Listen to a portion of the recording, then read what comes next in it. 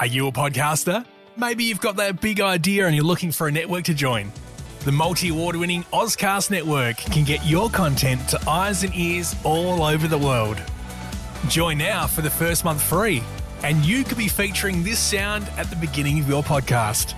Ozcast. Simply head to ozcastnetwork.com for details.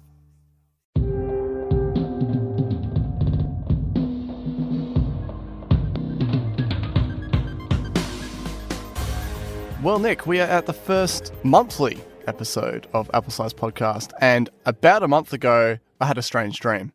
So basically, Johnny Ive, this is just on the cusp of him announcing Love From, and the dream I had was that his first Love From job that he did for Apple was to install an interactive coffee system in the Apple Store. And he keeps abbreviating everything in my dream. And he called this product RFGC, which stands for Really Frickin' Good Coffee. And it was accompanied by a Johnny Ive narrated video and some slow-mo shots. And many people just enjoying a nice caffeinated beverage within the Apple stores. Sounds pretty cool. Yeah. I don't know if that'd come to fruition. But and in other news... I sort of got preemptively excited so I signed up for Photoshop for iPad beta, and then I got an email. It's like, you've been selected. I was like, sick, cool. I'm going to get the thing. And I clicked it, and then that was a link for a survey. So it's kind of like I've made a list, and now based on my survey, I may make a short list. It was quite in depth about how you use your iPad, what Adobe programs you currently use, rival programs, and everything. It was actually pretty full on. So hopefully I answered it detailed enough that they'll give me early access. How long ago was that? About a week ago. Yeah, the thing is, have they actually officially released the beta yet, or no? This was okay. when they did the initial thing where you could sign up for apply, basically, as an application email. That was a while ago, and then only just about a week ago I got this. I was like, cool, I'll be able to talk about it on the show, and oh no, it's a survey, so I'm getting closer. When's the official release date for it? 2019. Oh wow! Yeah. It's about as it's like Apple level vague at this stage. Is that AirPower promise date, or is it? Well, they promised when they did that demo a few months ago. They promised it's definitely coming 2019. So, cool. I mean, there won't be any dorm room hot plates coming from Photoshop beta, obviously. Yep. Okay. Well, I mean. We've had a whole bunch of stuff has happened, and this is going to kick us off into the product perception category. You got yourself a new Apple product. So what was it? Well, we've done a full 180 on the show, I think, with me getting a MacBook Pro. So, yeah, I finally had enough of the 12-inch. Well, it had been a while coming with the single port on the 12-inch MacBook, which meant so for work I have this hardware authentication token for some software we use, and essentially I couldn't charge my computer and use that authentication token at the same time, so it had become a real hassle. Oh wow! So I was already in the market for a new machine, but it just so happened that when I was ready to buy this computer launched with obviously the massive price drop for the touch bar entry point. So I was super keen for that, and just decided to pull the trigger as soon as I saw the announcement. And amazingly, JB Hi-Fi had a 10% off deal that very weekend it was released. So that was pretty cool. And then I get 5% off from my work corporate deals. So that was 15% off on day one of this brand new machine I was super excited for. And ended up selling my old 12-inch MacBook. So I only paid I think all in all for it, I've paid $800 to upgrade the machine, which I think is really good. Yeah, wow. Yeah, and I've been really enjoying it so far. So for me, the biggest thing coming from the previous, like the MacBook, is the move from the mobile class processor to the like actual, laptop class processor. Yeah. So the base clock speed is like only up 100 megahertz, but the actual turbo boost is like up to, I think it's like 3.9 gigahertz on this machine, and it's a quad core, and I've been able to really take advantage of that. So I was playing around with some of the machine learning stuff and going pretty well there. So I've been really enjoying it. For me, the bigger screen has like made a huge difference. And then obviously, as I just mentioned, the processor. So I've been really enjoying it. Like, obviously, I haven't come from non-retina or anything like that. The keyboard is very different to I think I had the second gen of the like butterfly switches. Yeah. Yep. And this one is like significantly different. So I do still like it. So I always like the butterfly keyboard. But yeah, this one is a little bit like, I don't want to use the word mushy. It's got more travel, I think, is the keyboard definition, what keyboard files would say. Yeah. But yeah, it's definitely and it's softer. So I actually loved the like clickety clack of the old one that I had. Like, I didn't mind that it was so loud, but yeah, it's definitely a lot quieter. I think in part that would be those silicone pads or whatever to try and reduce the whole 100%. dust issue. Yeah. Yeah, you can feel that they exist, but yeah, I mean, so far so good. I haven't really used Touch ID that much because the unlock with Apple Watch works a lot more reliably than it did before. Yep. For me, so that's been super convenient just to have that work reliably, and then occasionally for logging into websites, use Touch ID. But yeah, it's been really good, and I'm pretty happy with the purchase. And I would say, like, if you've got a machine that's a couple of years old, you can't go wrong with this. It's obviously not the top spec machine. I knew that going in. But yeah, I've been really happy with it. Touch bar is not a gimmick for me. Like, I use it quite a lot. And I've been passionate about it from the start, but I've always been consistently kind of defending its existence, because so many people are like, oh yeah, as you say, it's a gimmick. I just want my escape key back. I'm like, well, ultimately Apple could fix this. Just like, if people wanted a hardware escape key so much, just do the next version, retain the touch bar, but just have the physical escape key. I don't know. But I've never not had this escape key there for me when I need it. Like, that's the thing. For me, it's always been there when I need it. So I don't really get that and I do use it regularly. So yeah, I don't quite get it, because it's just like, it's always in the same place and it works for me. So I don't know what the issue is, but yeah, I guess some people just stuck in their ways. So So yeah. were you Space Gray? Yeah, for sure. Yeah, cool. I think the only the devices I would change on now would be either the Apple Watch to get the Hermes version, or the iPhone to get like the white backed version, or silver. Yeah. So I don't think my iPad or Mac would change. Yeah, okay. What well, first of all, that's awesome, because I remember, I don't know how long ago it was, maybe a year and a half ago, we were like, I don't think I think you were in the headspace at the time of like, kind of lost interest in the Mac, and you're really sort of, all about the iPad and stuff at the time. So first of all, that's interesting. And then I am excited because this has further sort of pushed the fact that Apple are serious enough about the touch bar to keep it in, to actually roll it out to more models. And they've also consolidated the lineup. They've cut out some of those old ones that just didn't need to be there. Yeah, I'm so happy with the old ones being cut out. But yeah, as you mentioned, I think for me, the love is still there with the iPad.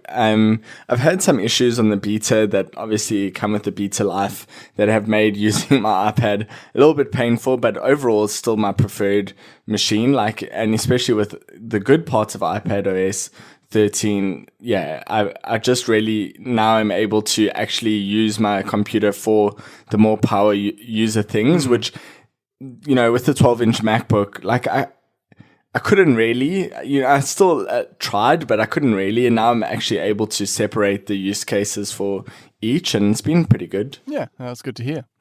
Now, you mentioned AirPower earlier on, and I essentially caved in a way because, we both sort of stated we're a bit, we were pretty let down by obviously how AirPower dragged out and then it never came to light.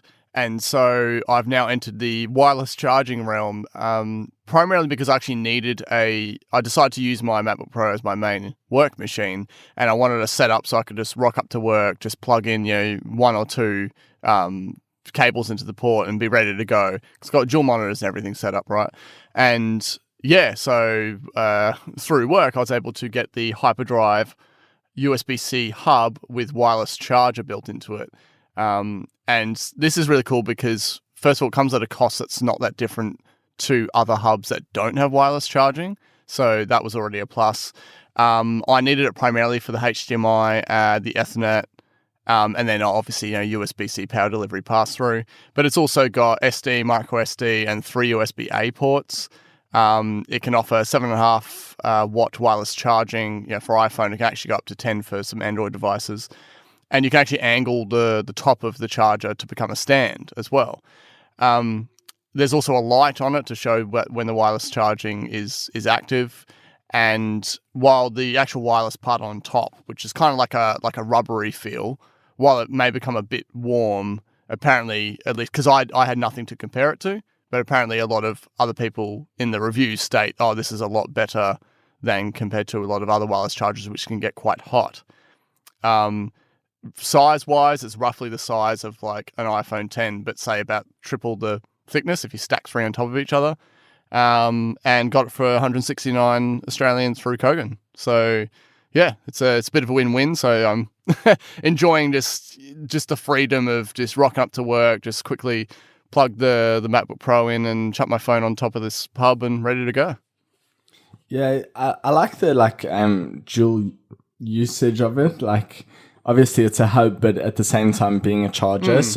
Yeah, for me it sort of carries its weight in each of those, and that's pretty cool. Yeah. I think for me, I just don't have a setup that really is conducive to a hub. So at work, actually don't have a singular desk. I just take whichever desk is free on any given day. Yep. So I couldn't really just leave it there. And then at home, I use the laptop. So it's kind of or the iPad. So yeah, I definitely think it's a great product. And if you have a setup like you where you can have, dedicated spots to use it, that seems like a really good deal. Yeah, exactly. And plus, essentially it didn't really cost me anything. I got it through work, as I said. So yeah. Win-win. And what's cool is their cable that comes with it is actually color matched to the space gray as well. So, nice. So I dig that. Okay, we're going to move on into the Apple tree. In case you didn't realize, Apple bought Intel's section of the smartphone modem business. Official statement, Apple and Intel have signed an agreement for Apple to acquire the majority of Intel's smartphone modem business. So this includes approximately 2,200 Intel employees that will be absorbed by Apple, along with the IP, equipment, and leases. As it says, this purchase is valued at around $1 billion and was expected to close in at the fourth quarter. This is now become official. Tim Cook has said in their recent earnings call, this is our second largest acquisition by dollars and our largest ever in terms of staff. So he goes on to sort of say that by having the leading talents in the smartphone modem field, they can grow their portfolio of wireless tech patents to over 17,000, which in itself will be worth a lot, and will then help with their long-term strategy of owning and controlling the primary technologies behind the products we make. And really that's been Apple's strength, lies in when they do have the full control and produce those things internally. And that's how we end up with Apple-made chips pushing these iPhones and iPads and completely obliterating, say, the competition in speed because they've got the control of the full stack. So this is just another step towards that.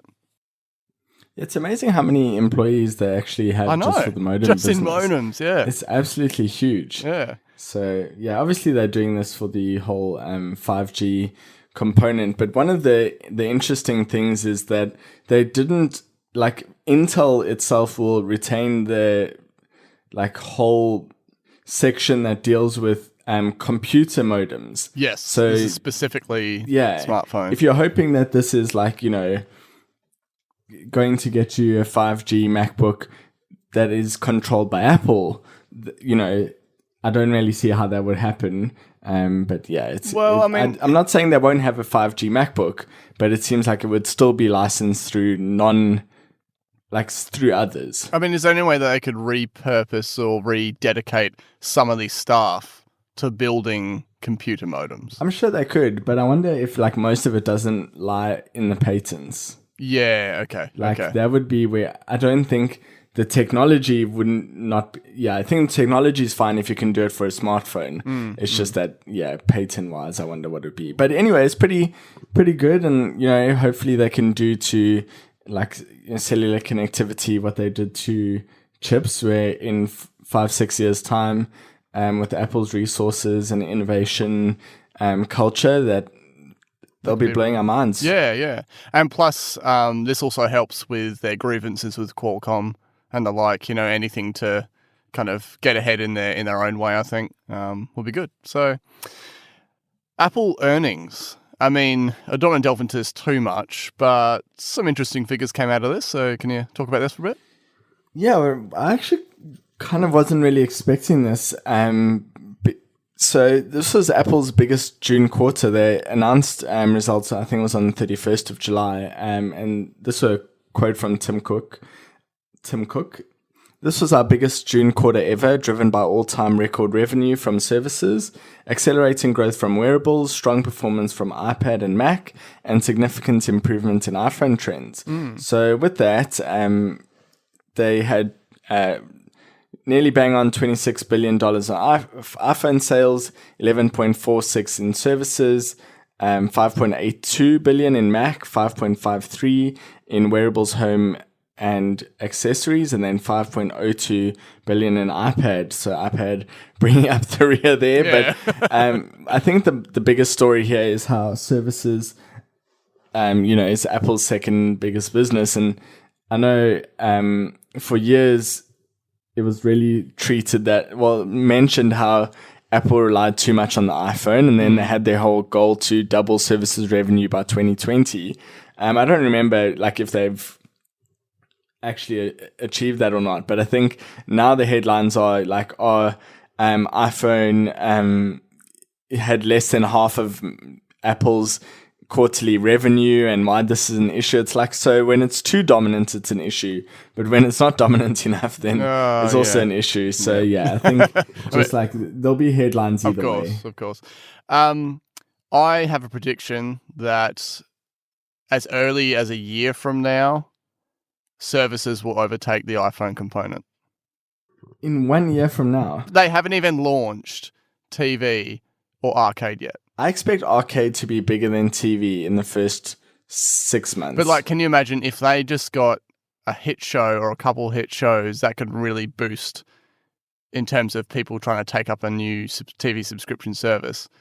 And depending on how... I think it will work. Yeah, depending on how it goes... If for some reason, and that's why I said it could be as early as a year, because if their original content really took off, you can gain a lot of revenue that way very quickly. The fact that this has just been going on purely just iCloud, related stuff and everything, and I guess a bit of news in that up till this point, it seems that they could essentially double it quite quickly. So that's my optimistic thing. I say more like 2 years, but yeah. Yeah, as I was sort of saying with the Apple Arcade, on day one you'll probably have enough games to occupy your time, whereas with TV I feel like it takes a little while longer to reach that tipping point for people to decide they want the subscription. So I don't think one show is enough to keep you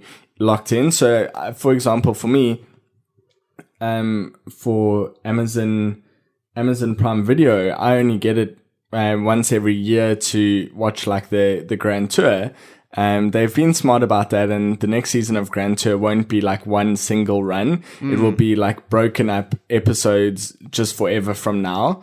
So it's kind of, they've changed their model in reaction to, I'm sure, a lot of people like me that get it just for that season and cancel it again. So I think you need like a bigger sort of set of TV shows to keep people locked in, indefinitely, same as Netflix. I just think so. There's the ones that they previewed, right? And if those, well, I say previewed, they essentially announced them. We saw a bit of a trailer for one of them.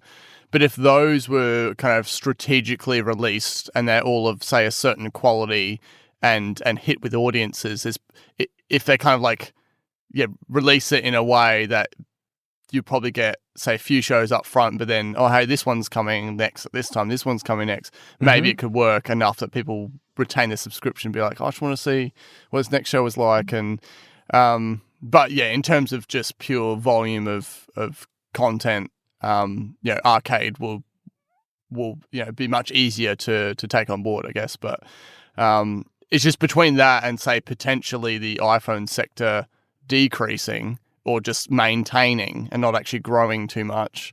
That's how I sort of see it could be overtaken in a short-ish amount of time. Yeah, I think you have a fair view on it. So either way, like, Apple has some exciting stuff coming for in terms of services. So yeah, it's gonna grow pretty quickly, and I'm super keen for arcade, in case it wasn't obvious. Same here, although I could be drastically wrong and the whole thing could just cave, and because Apple is doomed. So that's true. All right, I've decided to include one rumor mill. Since we are actually pretty close to September, like, that's crept up to the point that our next episode could almost be a September event episode. And there was, through all the stuff you see, all the Ming Chi Kuo stuff, there was one thing that kind of caught my eye, and that is this supposed feature coming to iPhone 11 called Smart Frame. So it's described as, besides being used as a creative option for pictures and movies, this wide-angle iPhone 11 camera will enable a feature called Smart Frame, which captures the area around the framed area in pictures and videos, so the user can adjust the framing or perform automatic perspective and crop corrections in post. So the extra information that's retained will be just for a limited period of time and then discarded automatically for privacy reasons. So what I love about this is that typically a lot of people, even though, say, they might not be releasing 4K videos, they will shoot in 4K, so it gives them a bit more crop sort of opportunity to play with. They might fully intend to release a 1080p video, but they go, okay, well, resolution-wise, if it's in 4K, I can kind of shoot wider, it's higher res, and then I can crop it. And this is kind of like the opposite of that, in the sense that you're seeing what you're seeing, but then when it comes to editing, you're suddenly presented a wider view. And then it's like, oh, damn, that person's face was cut off. It's like, okay, hang on, edit. Oh, their face is actually there. So, yeah. So I kind of find that quite a different sort of approach to a photography feature. Yeah.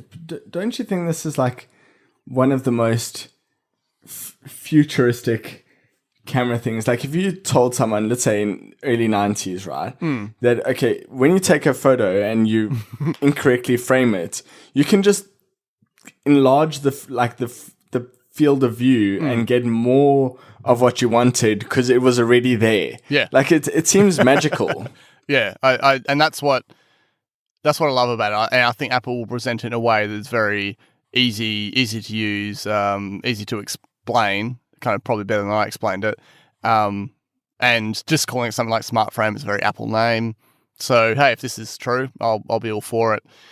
I think they've done a lot for photography, making photography fun that isn't actually like all about megapixels. I think they've just done a lot with like live photos and, what that gives you in so many different contexts.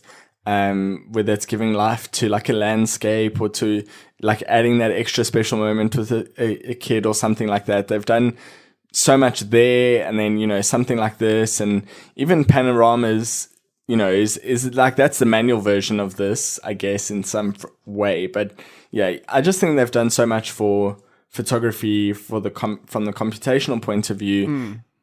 Yeah, that maybe like it's just a bit out the box. Yeah. In the same way that they have for displays, I think too. It is literally out the box. You're literally gaining outside that field of view. And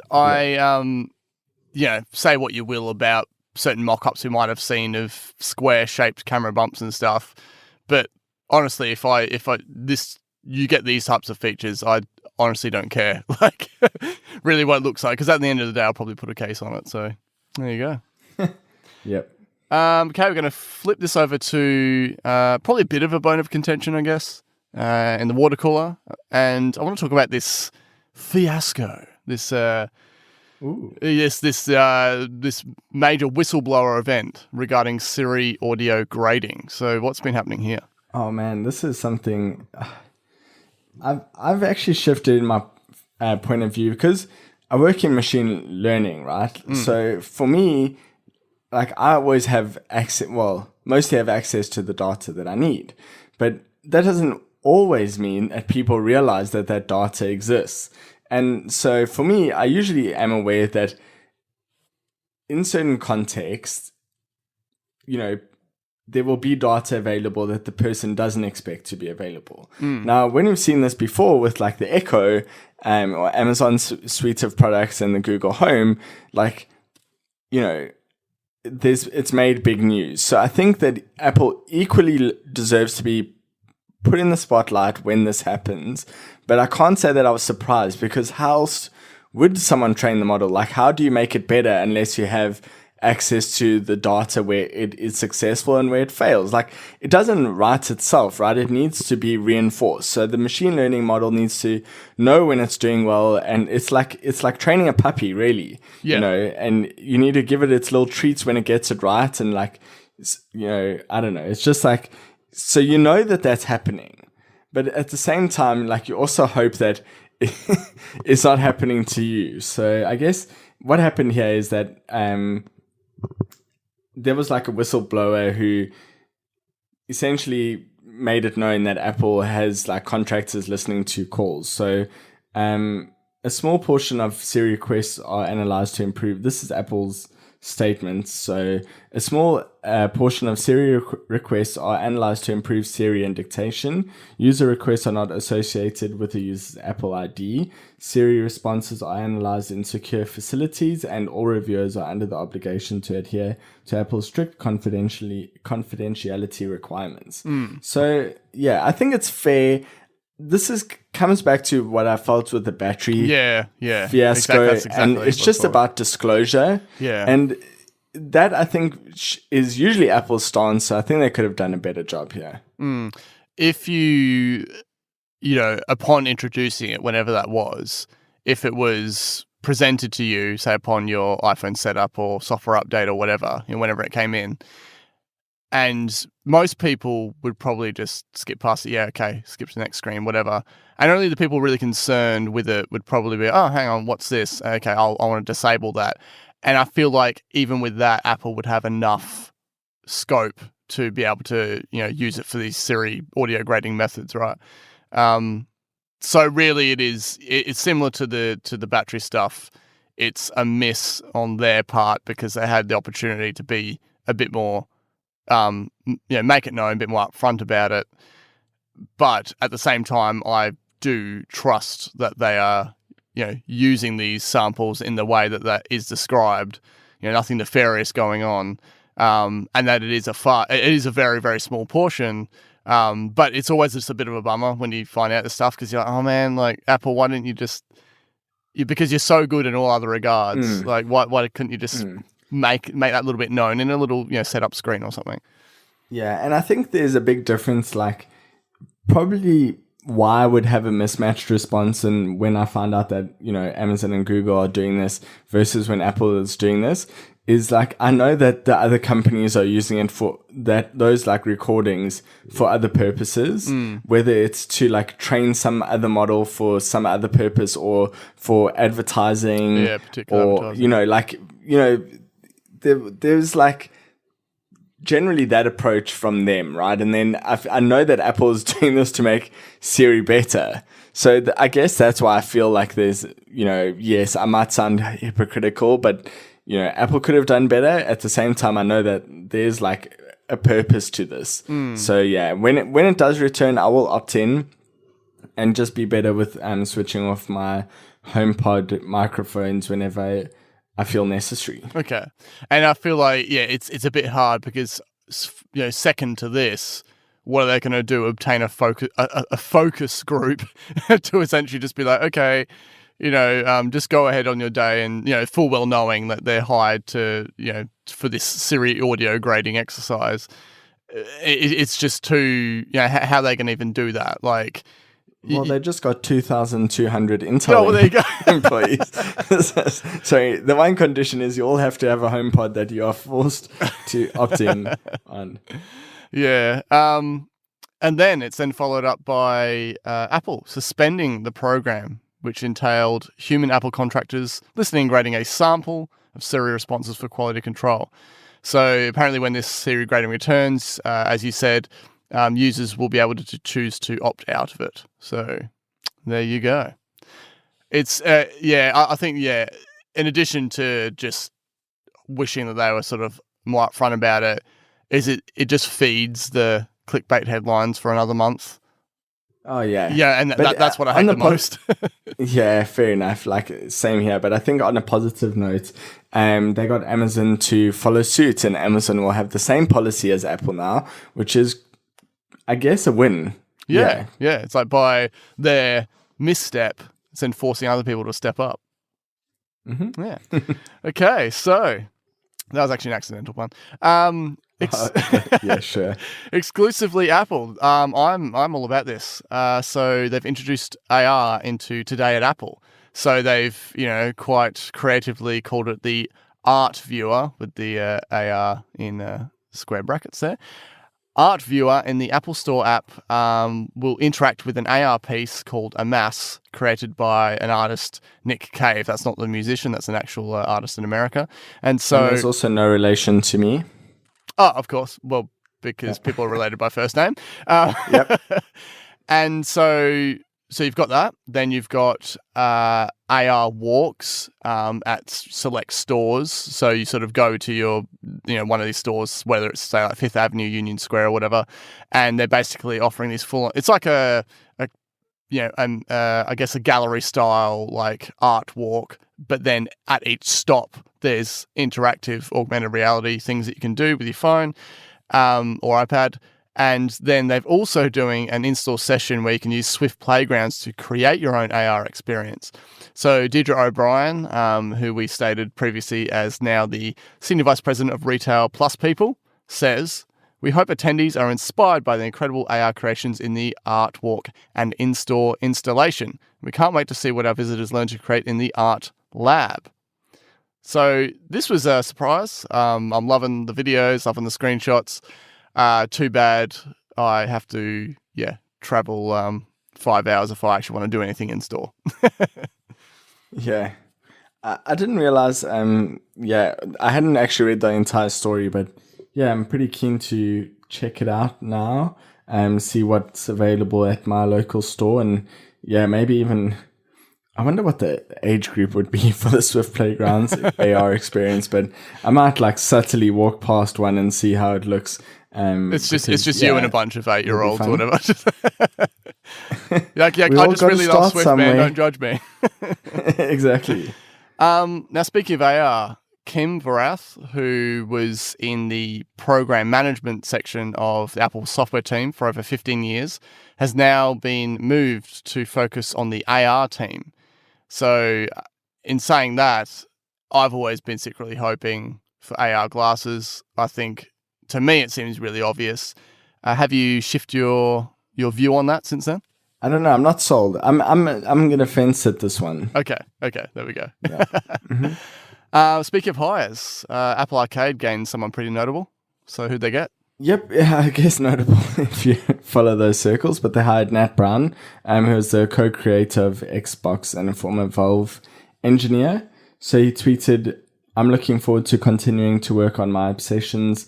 by focusing on all applications of graphics and working with any of you using graphics on Apple platforms. I specifically mentioned pushing AR and VR and how the game hardware supply chain ends up powering newer areas like AI and ML. So he's sort of saying like it's a nice little flow-on effect of their, these sort of advances they're making in technology end up being also useful for things like AI and ML. Like, Apple basically on a dime just shifted the whole AR and VR game, because they went from being like the smallest player to easily the largest player by compatible devices in the world. So and then they're able to push it forward. Like the stuff that you can do with AR Kit is really insane. So and I think on that note, I've been trying out the Reality Composer app. Okay.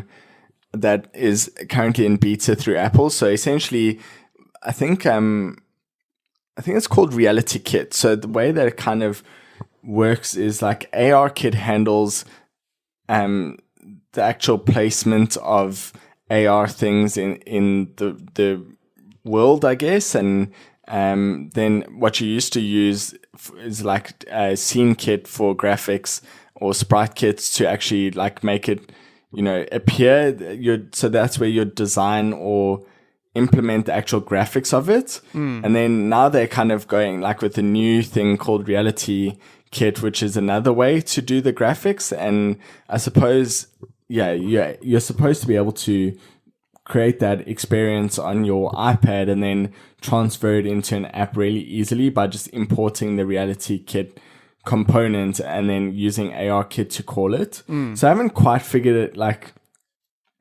I'm not like very good with AR. I mean, by very good, I mean I'm pretty useless, but I'm trying. So it's like, the thing is that you have to be able to design assets, and I have like no skills in that. So anything that I actually put together looks really terrible. So what I'm seeing with the Reality Kit is there's so many built-in USDZ files that you can mess around with. So now I'm able to better mess around with it because I've actually got a baseball that looks like a baseball and not some like circle that I drew just to have a placeholder, right? So it's kind of helping me along in terms of my journey there. Hopefully one day I have something that's a little bit cool, but it's still fun to mess around with. I think just all the things. So I guess the running joke is sort of, amongst people that attend WWDC and follow Apple circles and stuff, is that, here's Apple talking about AR Kit again. And I don't think, to me, it's like, it's a very slow, progressive kind of understanding, first of all to developers and then to the actual general public as to what exactly is AR, how can I use it, what supports it and that. And to me, they're really building a strong foundation and all these advancements they're making that by the time you have your, I guess, next mainstream product, which to me would be AR glasses, all the things will be in place for like quite a flourishing app store, I guess. Well, not app store, but set of apps and stuff that have AR features and interactive bits in websites like the USDZ models. And just people getting used to the idea of exactly what that is. And because I still feel like a lot of people don't know what AR is versus VR anyway. So between that and then them offering things like Reality Kit, we're just step by step, we're getting there. And I'm glad that it's not sort of deemed like, Apple were all about AR one year and then they just stop talking about it. Like they just seriously, they keep talking about it and they keep producing things for it.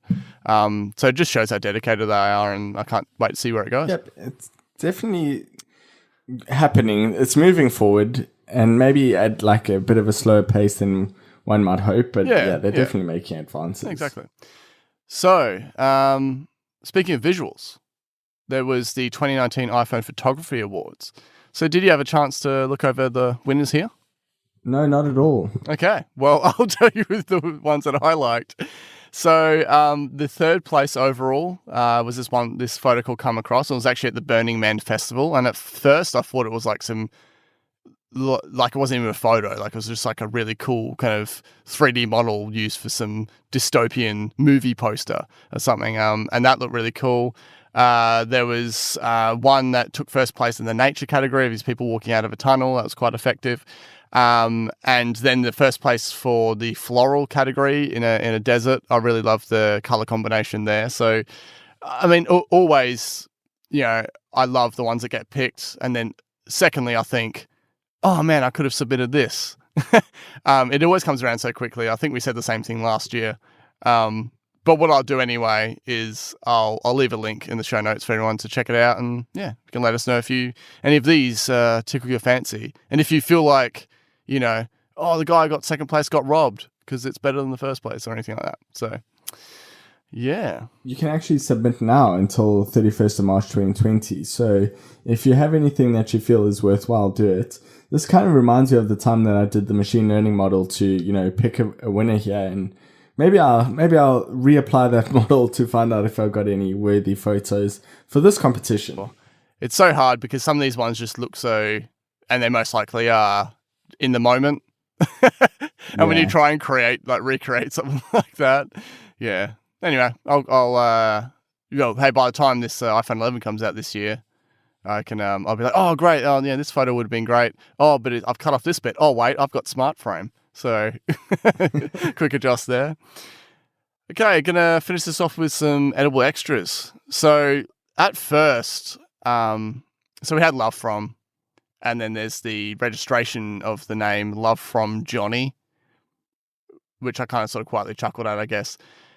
And at first there was what news sites were calling, oh, he's revealed his logo, but that turns out to just be like the trademark caption, which I'm glad because to me I thought it looked horrible. So what are your thoughts on the name or anything like this? I like the Love From Johnny component, and I did kind of expect this when I heard that the name was going to be Love From, and also that Mark Newson was going with him. Like I just expected it to be, just that the name for each of them would come afterwards. So I think it works a lot better than the initial news stories, which are just Love From. And yeah, I think it'll be cool. I can't wait to see what happens. It feels, I think he still hasn't even left Apple yet. So I don't know. It's like dragging on. But have you seen his website? It's white. Yep. It's just entirely white. It is so minimal. It's beyond minimal. It's genius, but at the same time, it doesn't even switch for dark mode. So, it, I don't know. That's probably why we never got many dark Apple accessories. That's actually, when one of my colleagues was saying like, oh, do you get black AirPods? I was just like, let me just show you something. Apple's old lead designer just left after 27 years. And starting his own company, here's the website. And it's just like a blank white page. If that doesn't tell you why we don't have black AirPods, well, I don't know what will. What will be hilarious is when I finish my cup in store of really freaking good coffee, you finish it and in the bottom of the cup it says Love From Johnny. But you only get white coffee at this really freaking good coffee place. That'd be a bit bad for people who don't like milk. So, and then a little tidbit. I guess this last one, it's a bit hard to get excited about because really I don't see it all apply for us in Australia for a fair while. But Apple Card will begin rolling out in the US this month. So the rolling out thing is pretty interesting because it implies that they're having like a soft launch. Obviously, their most profitable or most likely to be profitable customers will be selected first. I don't know when it will ever come here. So it's hard because it's like, unless you've got, to me, it's like we won't even see this until we have Apple Pay Cash. Well, they need to come hand in hand. Yeah, exactly. Unless Apple Pay Cash comes first. Yeah. So, it's just sitting there in my iMessage app drawer, just like, come on. It's a bit stupid because people have logged bugs for that, and then Apple says like, oh no, it's intended behavior. So it's like intended behavior to just show people something they can't use. It's ridiculous. Well, but are you more excited for Apple News Plus or the Apple Card? Which one do you think you'd be more likely to use? By the time it gets here, Apple Card for sure. It's hard. I I had faith with like News Plus when it came out, and then when it had like the sort of bit of awkward launch that it did, I kind of just lost interest. Almost to the point that I forgot it was an announcement. I'm so more pumped about Apple Arcade and TV Plus. Oh yeah. Anyway, so yeah. But on that, there was one other final like Apple. I really can't wait for the ECG to come out. Yeah, I know, right? Like that's yeah. And then like the thing that bugs me is some other podcasters like, oh yeah, they're pretty much rolled out everywhere now. It's like, no, just because they've got Europe and North America, that is not everywhere. Exactly. That is not everywhere. Exactly. Yeah, I it's wonder like what's if you going don't on have it behind in the China. scenes. Yeah. If you don't have it in China and India, that's already like 2 billion people that don't have it. So don't say you have it everywhere. Yeah, it's a bit hard when you get people that live over there and they're like, oh, well, we've got it, so it's fine. So that actually brings us to the end of this episode of Apple Size. So I'd like to thank Ozcast Network, which we are part of. It's auscastnetwork.com. So you can find us and plenty of other great podcasts. And if you listen to this for the first time, please find us in your player if you haven't already and hit that subscribe button. You can also leave a review in the Apple Podcast app. So, is it too early to make September event predictions for a date or an event invite? It really is. It seems to have crept up really quickly, to be honest. I don't know what happened with the last, like, it's sort of between Dub and now. Yeah. And it's really moved along quite quickly. But if I take a quick look at the month, I reckon we will get the event on the 10th. Yeah, Tuesday. Pre-orders on the 13th. And then delivery on the 20th. And invite on the 28th of August? 2nd of September. Oh, yeah, 1 week before. Okay. Yep, of course. Yeah, I keep forgetting the date range. Yeah. Wow. Well, I mean, 10 days is usually fair, but yeah, I think that's what we'll get. So that's that'll be an iPhone upgrade for me for sure. It's hard to tell. Come like watch. I mean, I'm just gonna go ahead and say that you'll get one just because I know you. But is there going to be one? That's and that's it. Like that's it. Is there going to be one? But if there was, but to me, it's like. What made the 4 so exciting for me was that form factor change and the screen increase. So it's like the fact we don't even have ECG yet, which was one of the key features. Well, it does really depend. Like, so as I said last year, like it depends on the health feature that comes out. Like if it's another one where it's promised for the future, I'm feeling kind of burnt by that lately because I ended up getting the Series 3 to have air power, which not health, but it was a feature that was promised. Like you needed a Series 3 for air power. And now I got the Series 4, like partially because of, yes, the form factor was like, amazing, but partially also for ECG. And it's like, now I don't even have that. And I'm going to get the next one. So I don't know. I might wait a tiny bit. MS is calling.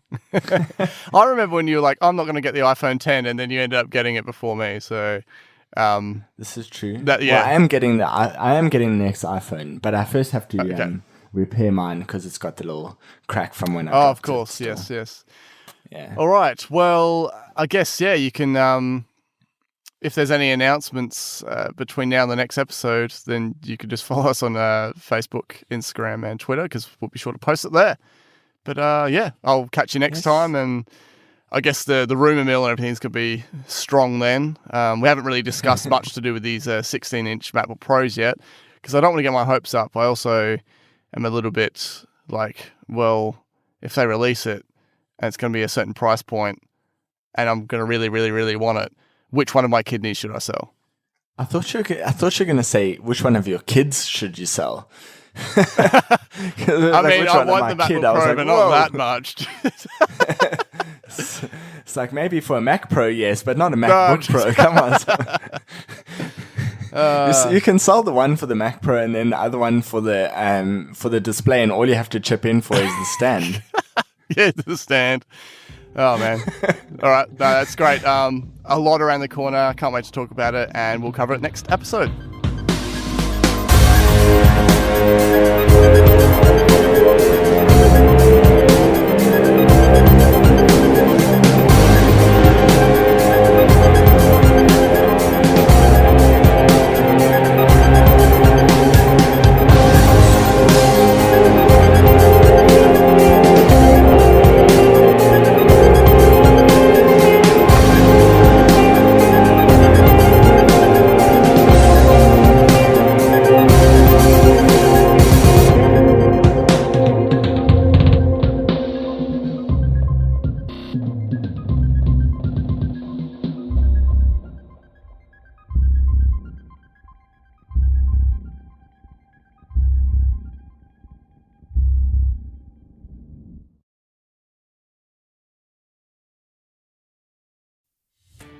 Are you a podcaster? Maybe you've got that big idea and you're looking for a network to join.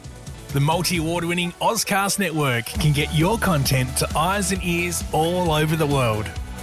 Join now for the first month free, and you could be featuring this sound at the beginning of your podcast. Ozcast. Simply head to ozcastnetwork.com for details.